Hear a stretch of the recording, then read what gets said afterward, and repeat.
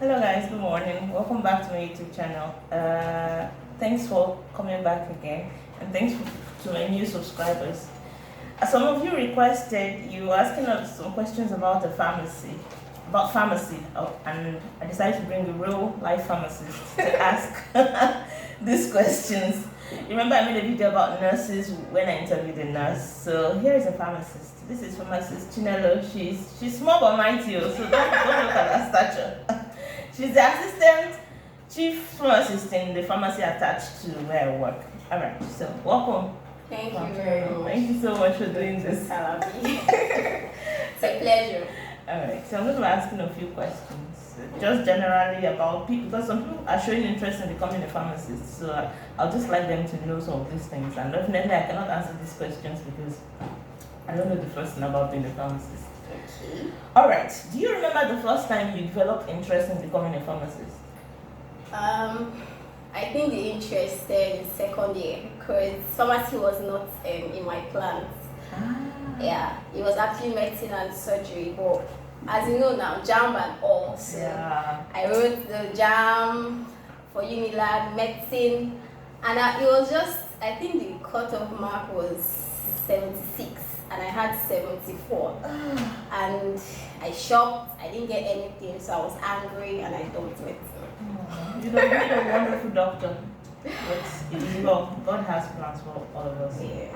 All right. Do you, like, for instance, for someone that wants to study pharmacy, do you think the person needs to like science subjects from secondary school? Of course you have to.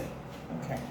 So You what have class did you attend in secondary school to ensure that you got into pharmacy in the university? Did you attend science class, art class, or commercial class? And what Science. subjects did you do in WAEC? Science class, so physics, mathematics, chemistry, economics, biology. Okay. I think I did Yoruba, yeah. And then can I remember? But I think those are the core things. Science Yeah. subjects. Okay, so for instance, yeah, when you hear people talk about people that are going to become doctors, they would say, you need to like biology. Like, in a way, people feel like biology is the most important subject in science classes for doctors. Which subject do you think is the most important in high school for pharmacists? Is it chemistry? Is it physics? Is it mathematics? Well, I'll say mathematics, Okay. biology, and chemistry. Okay, those three. Yes, you need the biology aspect because you need to relate to what you'll be hearing and seeing in pharmacology. Okay. And then you need chemistry a lot because you do chemistry from second year to final year. Whoa. And chemistry, pharmaceutical chemistry is one of the very taxing things that scares people away. So you have to really love chemistry. And then of course mathematics. Okay. Okay, so the camera rudely cut us off. Alright, so you were saying something, I can't remember again. You're talking about the subjects. Yes. So you said chemistry. That's Yes. very important. Chemistry, biology. Okay. Yeah. And that's why I thought I Mathematics. couldn't do pharmacy because And then English. chemistry was not my stronghold in high school at all. I actually preferred physics. Chemistry was not it. Chemistry was too abstract for me in high school. I just couldn't wait to get over with it. Alright. So the next question is JAM. So what subjects did you take in JAM? Okay, I took maths, I took English, Okay. then physics, Okay. chemistry. So Is it 4 or 5? I think I think biology. it's 4, yes. Is it For 4? maths, English, then you have to do. Is it 4? I can't remember. It's been a long time. It's been a long time. There. Is it a long time? Is it? I know I did physics, chemistry, I think it's 4 biology. because English is not compulsory in JAM.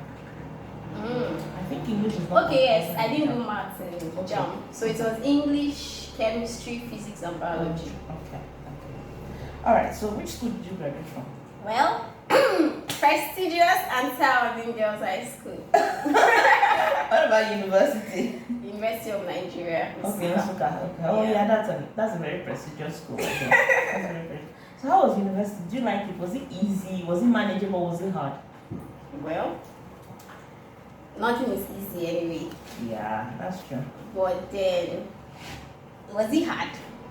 Let me be humble. Yes, it was hard. But It it's was- doable. Very, yes, it's doable. But you have to put up the seriousness, the zeal has to be there.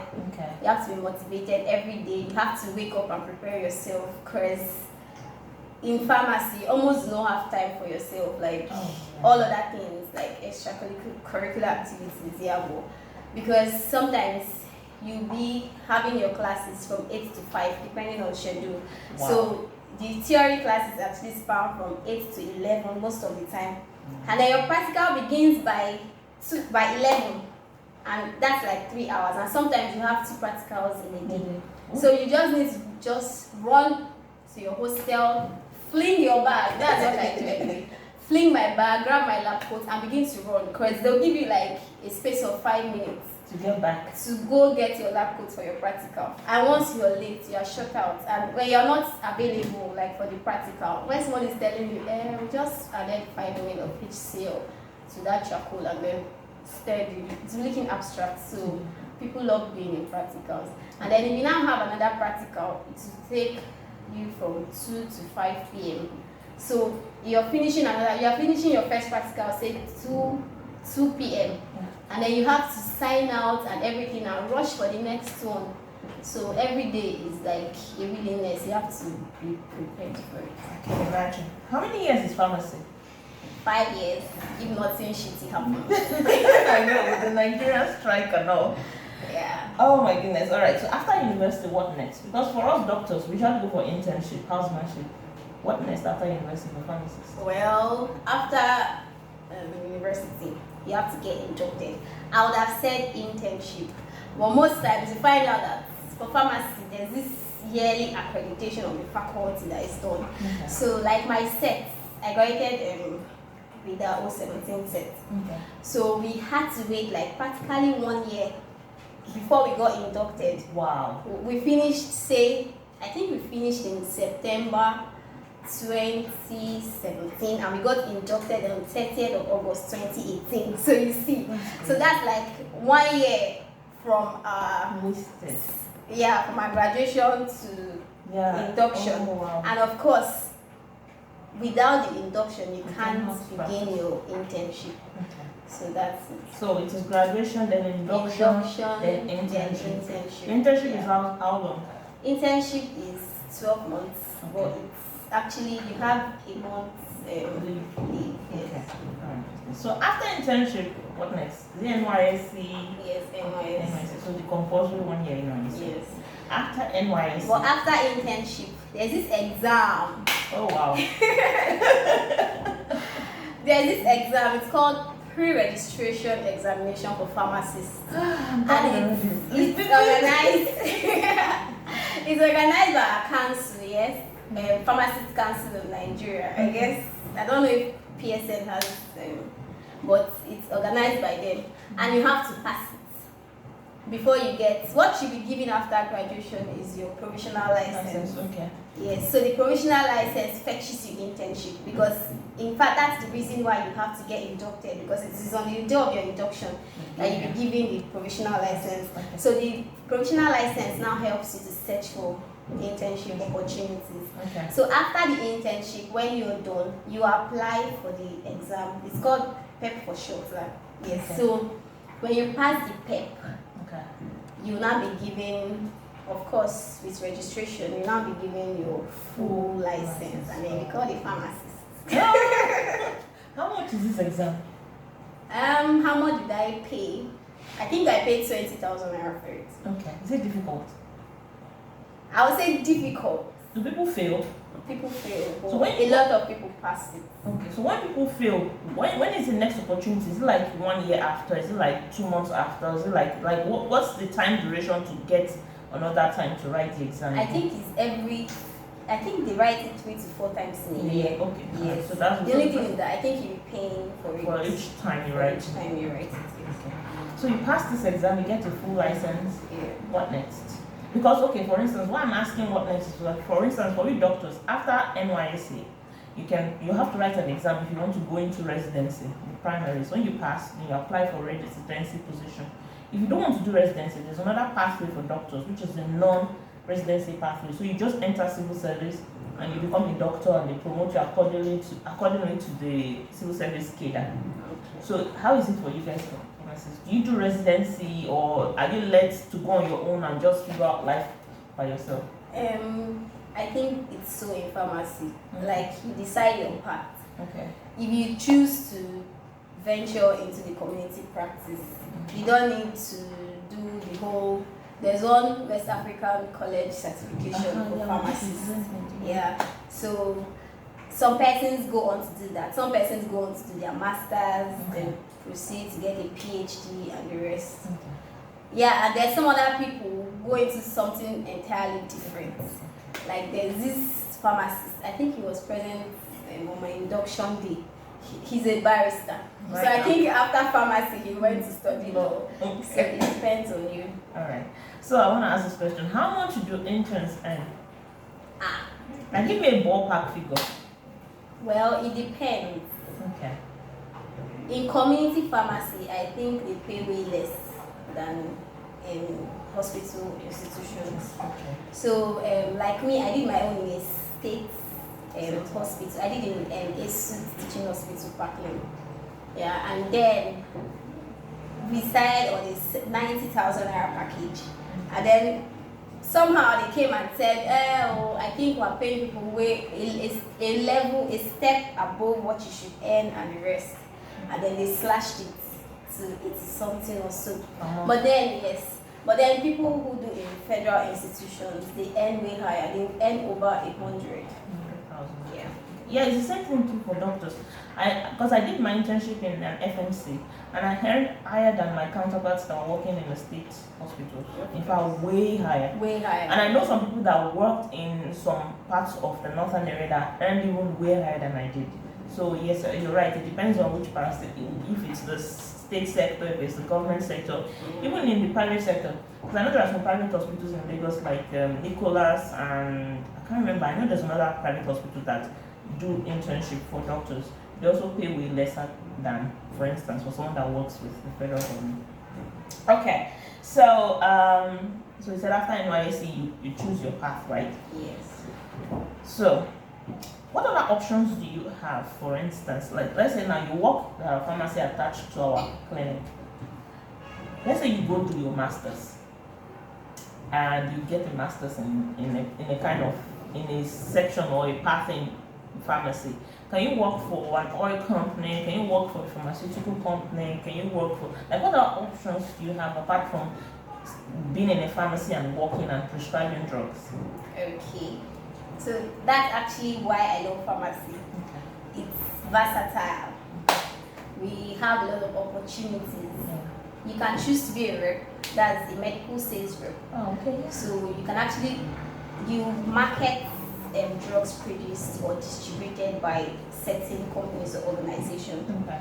You can work in an NGO. Okay. Yeah. And then you can own your own community premise, or you can work for someone. Okay. You can do consultancy. Like, I spoke with one of my classmates, and I was like, what are you doing now? Because it's based in Abuja. He said, I do consultancy for small firms. And my mind, I'm like, what am I still doing? Yeah, so some people do that.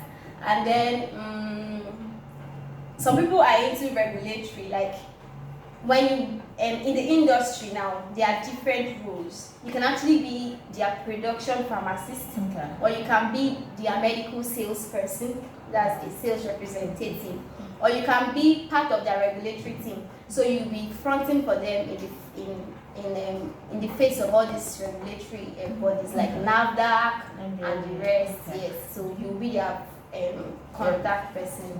Yes. So I guess this question has always been on my mind. Sorry, okay. can also be a banker. Okay. Because there's one pharmacist, I think, hey, what's the name of this bank? Is it UBA or something? Yeah. I think she, I can't remember, I've forgotten, but she has grown. I think one of their top people, and she's a pharmacist. Yes, so can be a banker or a lawyer. Awesome. That means that field is very versatile. Yeah. Okay, so this question has always been on my mind, and I'm sure it's been on some people's mind. How do you open your own pharmacy? Because I know only pharmacists have the license to open their own pharmacy, which is a very, very lucrative business. In fact, people that have never gone to pharmacy school even want to open their own pharmacy. Like on this our street, I see a lot of pharmacy stores, and I know the owners of those stores. They've not gone to high school, not to talk of university. I'm not dissing them, but it's a lucrative business in Nigeria. Health is a lucrative business, and opening a pharmacy store is a huge business idea. So I know you don't have to tell me each step, but let's say what are the most important things you need to have or to do to be able to open a pharmacy store. So I think the most important thing you need to have is a license. So as a pharmacist, you have that, and then you have to do the CAC. Oh, okay. Business registration. Yes, and then you go to PCN, declare your intentions, and they give you forms, and then get a premise. Okay. Oh, okay. All right. I think you have to even get, because another challenge in opening your pharmacy is the premise, the location. Okay. Yes, so there are some rules. There are some certain things you need to fulfill. Yes. Okay. There are things that, in fact, distance. Let's say where you want to open, there's another pharmacy on that location. There has to be like a certain distance between them, and then the place has to be, the site has to be very good, and it has to have a lot of things. Yes. So. Okay, thank you. And I guess the last question I have for you, I don't know, it's kind of escaped my mind now. But yeah, it has really escaped my mind. There's one very important question that I had. But yeah, it is good. Okay, so yes, this is a question that I have. For sure, I mean, you love what you're doing, but I'm sure there are some things in the field of pharmacy that you'd like to see change. So that's one of the things you feel like if it changes, it will be way better for people, for pharmacists in general. Okay, let me give you an example. For instance, in the medical field, like I don't like the way they are treating our juniors now. Like our elders, they are, for instance, I don't know if you heard, they want to scrap salary for interns, medical interns. And the people that are spearheading this idea are our elders. And these people earn salary during that time. But now they're trying to scrap this whole thing, which I feel like it's the worst idea ever. There are some medical doctors that are responsible for their family, for their parents, and getting to graduate from medical school and having to work for 1 year not earning anything or earning next to nothing is just a terrible thing. So there are a lot of things I'd like to see changed in the medical field. What are some of the things you feel like if they would work on it, pharmacy would be way better than it is right now? Okay, thank you. So this thing you just mentioned now is the same, like it's also a battle, yes. But I don't know. People are already coming out to say this is not fair.